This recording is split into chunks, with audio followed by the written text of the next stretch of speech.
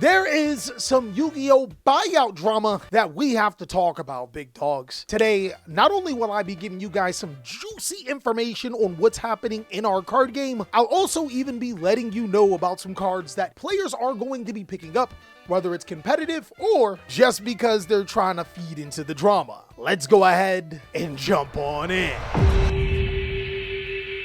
What's going on with y'all, big dogs? And it is an amazing day for Yu-Gi-Oh! I hope that your day phenomenal. But if it isn't, don't let what happened at the beginning of your day ruin the rest of your day. I also want to put out that I am here with chat. Go ahead and give yourselves a round of applause, chat. Let's get some W's in the house.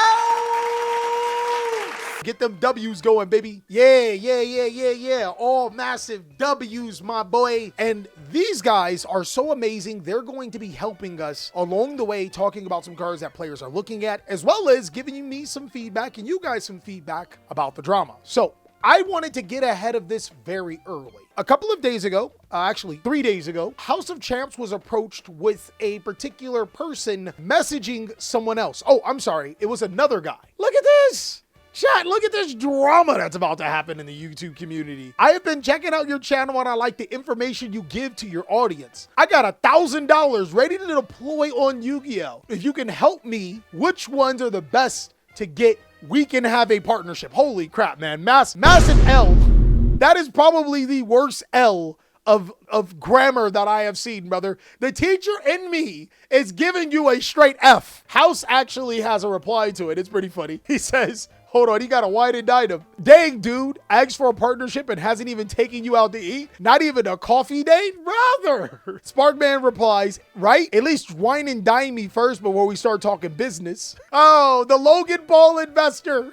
And then House of Champs. He even quote tweeted this. He says, he used to get these messages regularly during 2020. They're back into Yu-Gi-Oh! Holy, so I guess I'm the only person that was living under a rock that made Yu-Gi-Oh! Content about, cards and prices that didn't get these messages. Simply because I don't really do a lot of things on Twitter. I'll post a meme here and there and say something, but more often than not, I don't spend it a lot of time. But even if I did, hell no, don't even hit me up about it. If there's anything crypto as a part of your name, it's an automatic red flag. What was his name? Oh, bro, chat, I didn't look hard enough. Look. Yo, look, this man's a square.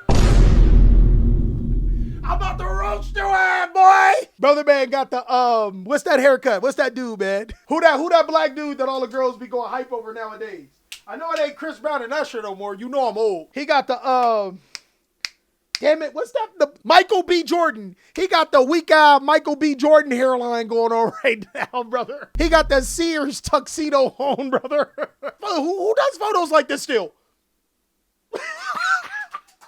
When I make these videos, chat, I want to say a couple of things. One, I make $0 off of these videos. I don't vend. I don't even buy cards unless it's the cards that I am looking to buy specifically for me. By the way, go ahead and hit up that buy list that I got link if you want to get rid of some cards to me. The only time that I ever make money off of you guys buying cards is if you use my TCG link down below in the description when you go to TCG Player and buy, and that would be the only time, and that's completely optional. Me personally, I want to give you guys videos like this to get you prepared for Yu-Gi-Oh cards before it is too late. As a young guy growing up playing Yu-Gi-Oh, I always hated when Yu-Gi-Oh cards were way too expensive. I remember when Dark Magician of Chaos was way beyond my reach in price, and that really upset me. So anytime I can get you guys cheap Yu-Gi-Oh cards, I'm gonna try my best, all right? Coincidentally, people do say that I make cards skyrocket in price, but to be honest, the cards were going to skyrocket in price regardless of what I said. We've already proven this theory for years. My sleeves are awesome.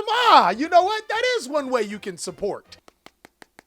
Boom, right there. Raven Wing version 4. We have a limited stock of the super spring sale that's happening right now. So go ahead and get to TheCaliEffect.com and purchase your sleeves today. As you guys already know, the people that have gotten the sleeves, they come out satisfied. Anyways, guys, there are some Yu-Gi-Oh cards that players are going to start picking up. Because of YCS Las Vegas and an expected meta, there are some unexpected outcomes that can happen that can make cards go up in price. And subsequently, because of that, Yu-Gi-Oh players are eyeing some Yu-Gi-Oh cards that they typically wouldn't. Of course, today we're going to be talking about some of those cards and giving you guys the heads up and also letting you know if it's worth buying or not. The RB cards. RB is actually a really good strategy, and mainly because it is an incredibly cheap Yu-Gi-Oh deck that can be really good in the right player's hands. In case you guys didn't know, the deck is centered around RB Brute Blues that allows you to be protected from battle, card effects. It can attack twice, it can search once per turn. It's pretty much everything you want in a boss monster. The best thing about it is that this deck is so easy to build, and more importantly, it's just so many ways to build it. It gives players a lot of access to potential things for them to do in order to make boards and break boards. It's actually one of the best hidden secrets in Yu-Gi-Oh! I really like the theme of giant robots in RB and cool mech suits and Sky Strikers when you combine the two. Oh, there's also the potential that people just like the archetype and vibe with it. I don't really expect the RB cards themselves, like the ultra rares and below, to go up in price. But what I have been noticing is that players are picking up the Starlights, and including me. I was trying to pick up some Starlights. The RB cards were roughly around $15 per Starlight. Now they're jumping up to like $20. And you can really start to see players taking an interest because the deck has been successful. There's also the Rarity Collection 5 situation that's happening. For the people that didn't know, Europe got the Rarity Collection a week before. America just got their Rarity Collection today as of recording this video. This means that you're going to start seeing an influx in prices for Rarity Collection, but there's still some cards that people should be picking up. I'll let chat talk about some of those cards. Absolutely get the Blue Eyes White Dragon. Oh, you're talking about like the alternate art Blue Eyes White Dragon, the one with the Japanese symbols on it? In case you guys didn't know, the Blue Eyes cards have been getting bought out by these crypto people and Logan Paul people. The ultimate rare copies of Blue Eyes White Dragons have skyrocketed to almost $200 a copy. I think in Rarity 5, the Japanese characters on the Blue Eyes White Dragon could also go up simply because it is a normal Blue Eyes White Dragon, but theoretically this will be the only way to be able to get this card or this version of the card in Rarity 5.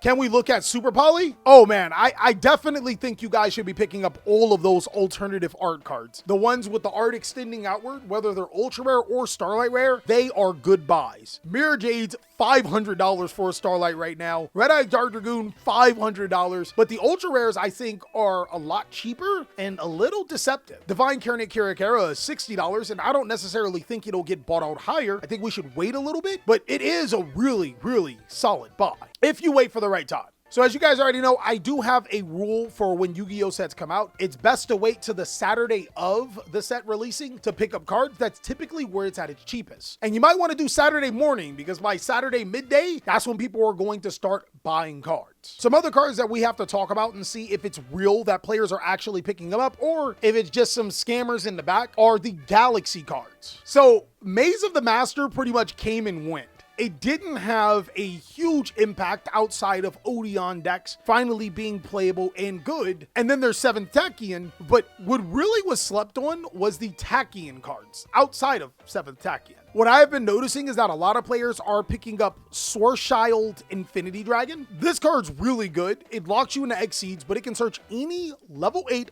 light or dark dragon monster from your deck to your hand.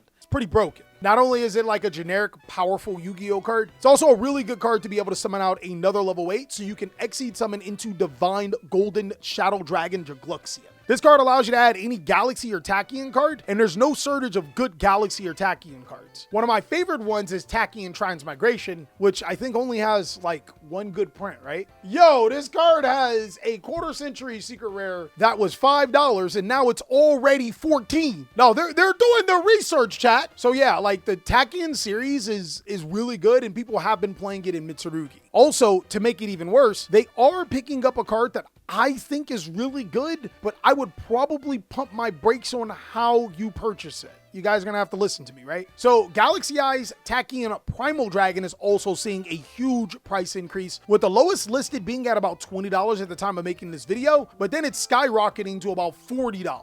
And the reason why this card is good is because it can summon itself to the side of the field and add Tachyon spell or trap cards to your hand. Also, you can summon it to your opponent's side of the field to prevent them from using cards like Mole Charming Flawless or forcing them to use it a little bit early. Or you can prevent cards like Infinite Impermanence. It's a solid card. So the reason why I would tell you not to buy the collector's rare versions of these cards, if available, it's simply because in Rarity Collection 6, Konami will reprint them and you guys will be mad. That's just how it is. Historically, Konami has reprinted every single collector's rare in every single side set. They went out of their way to do it, chat. It almost pisses me off. What about Vanquish Soul Rising? You know, never think that your card would go down in price. Too bad, they reprinted it. Just about every single Yu-Gi-Oh card that comes in these 3 deck build side sets that was collector's rare has been reprinted again. So I think it's a pretty terrible investment to pick up these cards as the collector's rare reprints. People are picking up Illusion's Gates, but I think that this card is actually like, it was a must buy. It was definitely one of those cards that I told you guys to buy before it skyrocketed in price, and no one listened. Well, except for you guys. I'm also surprised that Dooms went up. Those cards used to be chump change. My brother, people are preparing for the format after this format. Dooms, Archmage, and the other deck. Elf Note, there you go, Elf Note. People are picking up those cards in preparation for the next format because those strategies will be good. There are some other cards that I think you guys should be picking up. Radiant Typhoon Vision, the holo versions in Rarity Collection 5. That's an instant pickup. That's probably one of the best cards in the set that people are going to be looking for. Forbidden Crown is also ridiculous. It just doesn't get enough showing. The problem with Forbidden Crown is that like not every deck right now can use it, but in the future, I think Yu-Gi-Oh strategies will figure out how to use it, especially if decks like Memento or Radiant Typhoon become really strong. If you guys want to post down below in the comment section of some other Yu-Gi-Oh cards that people are looking for, and if people should pick them up or not, let us know down below in the comment section. We also have the Discord where things get cracking, and we always are talking about stuff like this. So in case you wanted to stay ahead of the curve or had some ideas to share with the community, it's always there. As always, big dogs, I hope you guys are having an amazing day, and be sure to check out these videos so I can catch you on the next one.